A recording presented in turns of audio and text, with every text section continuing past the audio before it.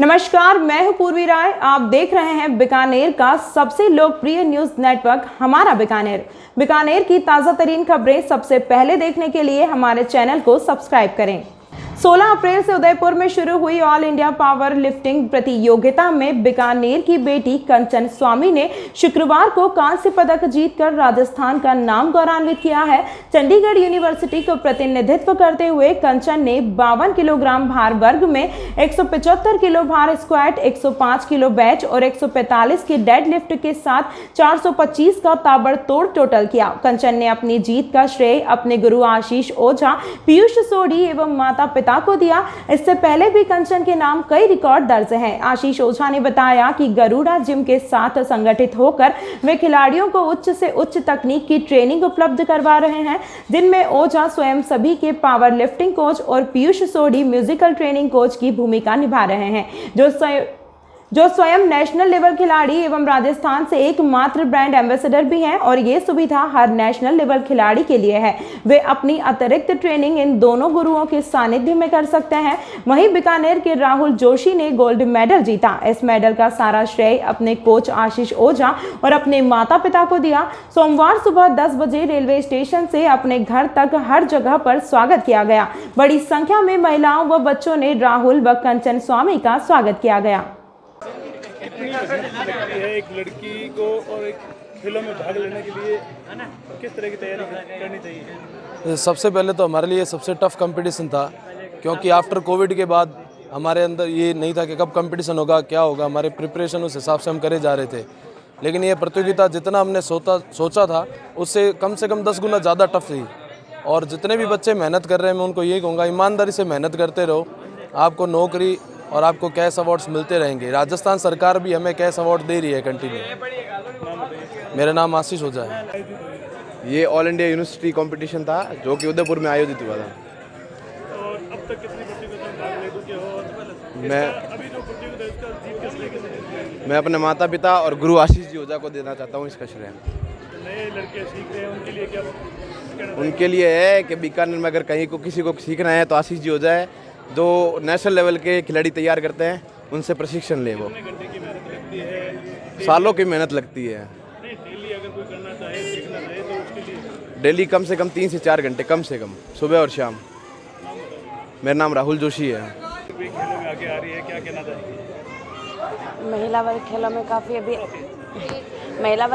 काफ़ी अभी आगे बढ़ रही है और पावर लिफ्ट में तो बहुत रेयर चांस में आती है, पर इस बार काफ़ी अच्छा प्रदर्शन दिया। जो उदयपुर में कंपटीशन हो रहा था उसका सबसे ज़्यादा श्रेय मैं अपने माता पिता, अपने गुरु आशीष ओझा एंड पीयूष सोढ़ी को और पूरी टीम को देना चाहती हूँ।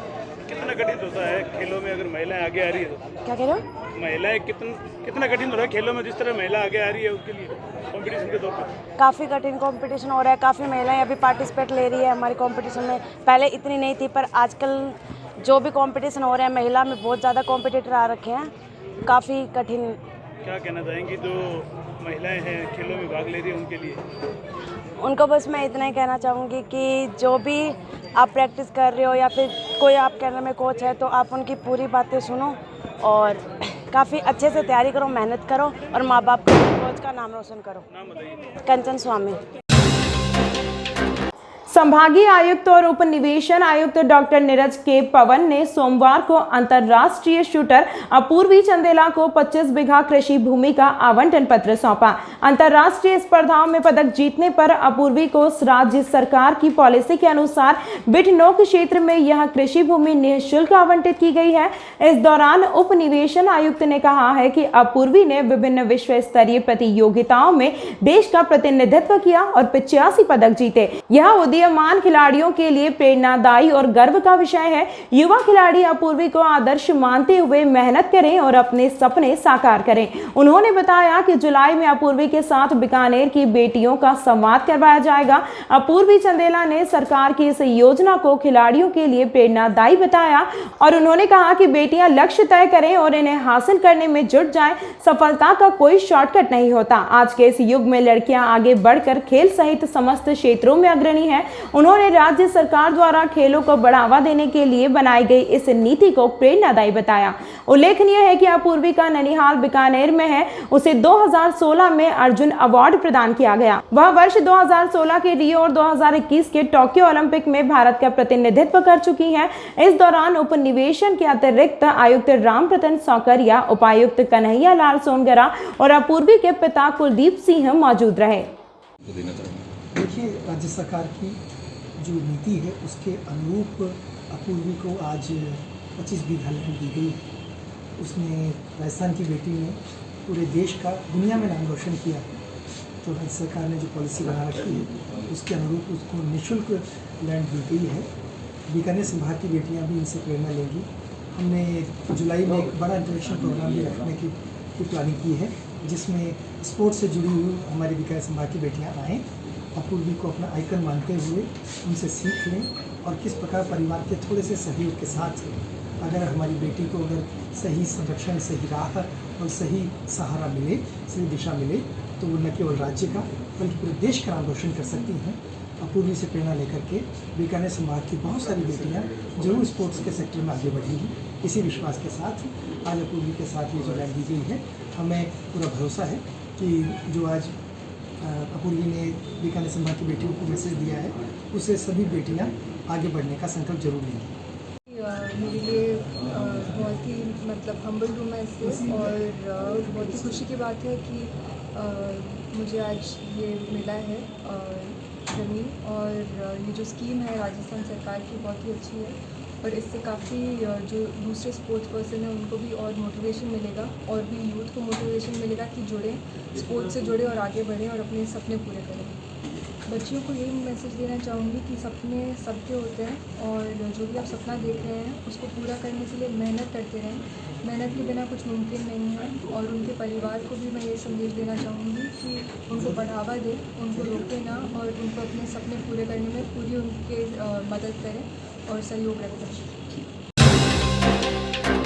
जिला कलेक्टर भगवती प्रसाद कलाल ने सोमवार को पीबीएम अस्पताल के हल्दीराम मूलचंद कार्डियोवैस्कुलर सेंटर और कैंसर अस्पताल का औचक निरीक्षण किया। जिला कलेक्टर ने मुख्यमंत्री निःशुल्क दवाई योजना एवं बजट घोषणा की अनुपालना में 1 अप्रैल से शुरू हुए निःशुल्क ओपीडी आईपीडी व्यवस्था का जायजा लिया। उन्होंने मरीजों और उनके परिजनों से व्यवस्थाओं का फीडबैक लिया। जिला कलेक्टर ने मरीजों से पूछा कि उन्हें अस्पताल में सभी दवाइयां मिलती हैं या नहीं। उन्होंने जांच और ओपीडी आईपीडी पर्चियों की जानकारी ली। जिला कलेक्टर ने अस्पताल प्रबंधन को निःशुल्क आईपीडी ओपीडी व्यवस्था की अक्षरशः पालना सुनिश्चित करने के निर्देश दिए और इस व्यवस्था में और अधिक सुधार की आवश्यकता जताई। उन्होंने कहा कि भविष्य में भी औचक निरीक्षण किए जाएंगे और इस दौरान यदि कोई अनियमितता मिली तो सख्त कार्यवाही होगी। इस अवसर पर मुख्य चिकित्सा एवं स्वास्थ्य अधिकारी डॉक्टर BL मीणा, वरिष्ठ चिकित्सक डॉक्टर देवेंद्र अग्रवाल मौजूद रहे।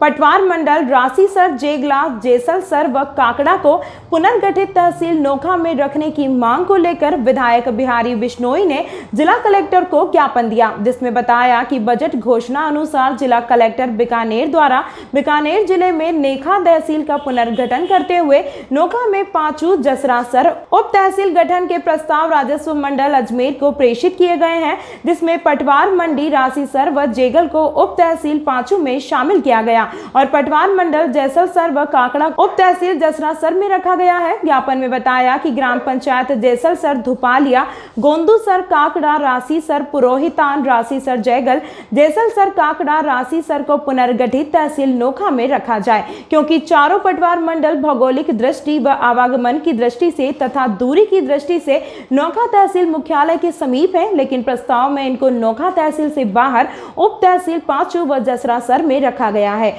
जो कि अनुचित है। विधायक बिहारी लाल ने मांग की है कि जनभावना अनुसार पटवार मंडल जैसलसर, काकड़ा, रासीसर, जेगला को पुनर्गठित नोखा तहसील में शामिल किया जाए तथा जनता की मांगों के अनुसार राजस्व मंडल अजमेर द्वारा दोबारा रिपोर्ट मांगी गई है, जिसमें संशोधित प्रस्ताव भेजा जाए।